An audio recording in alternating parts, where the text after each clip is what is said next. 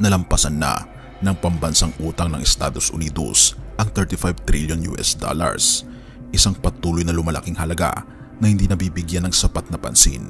Ang ganitong kalaking utang ay may malawakang epekto hindi lamang sa Estados Unidos kundi pati na rin sa ibang bansa, kabilang na ang Pilipinas.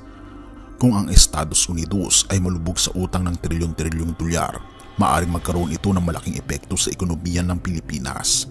Ang Pilipinas na malaki ang pag-asa sa kalakalan at tulong mula sa Estados Unidos ay maaaring makaranas ng pagbaba sa mga export, pagbaba ng halaga ng piso at kahirapan sa pagkuha ng mga pondo para sa mga proyektong pangkaunlaran. Ang mga epekto na ito ay maaaring magresulta sa pagtaas ng presyo ng mga bilihin